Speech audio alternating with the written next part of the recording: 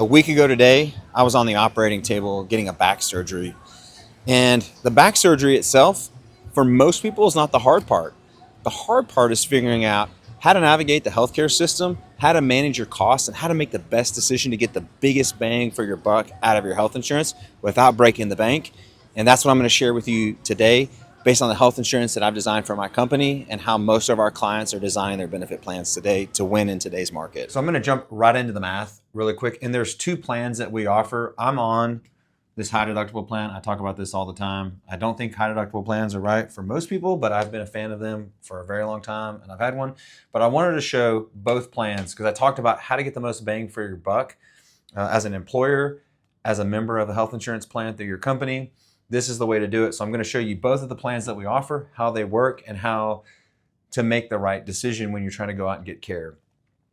You'll notice under both of these plans, there's two tiers. There's actually three tiers. So this is a custom network of direct contracted and preferred providers. This is going to be a national network. So tier 2 is going to be, think about your Blue Cross network, your United Health network, your Aetna or Cigna network. We're using one of those today as a second tier network. And then out of network is going to be tier 3. We're not talking about that today.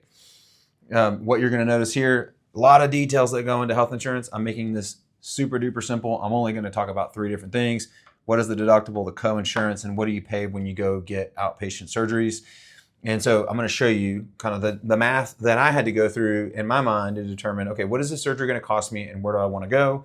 Me, being a consumer of health insurance and healthcare, being an insider to the industry, I knew when I set this plan up and when I needed to get surgery, I want to go into this tier 1 network. Why? My deductible, it can't be 0 when you're on a high deductible plan. So this is a high deductible health plan, HSA compatible. So this means I have an HSA bank account that I put money into every single month. I've got a balance in there to help me pay for my costs when I go to the doctor, the pharmacy, or to have a surgery.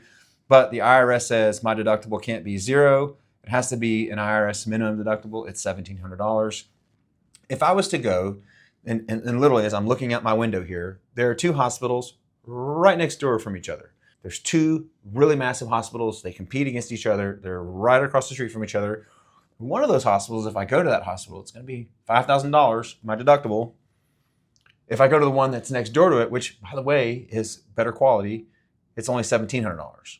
So there's my incentive. Which hospital do I want to walk into? The other reason why this hospital is going to be $5,000 because under that big national network, they're going to charge 2 to 3 times what I'm going to pay under this hospital that's right across the street.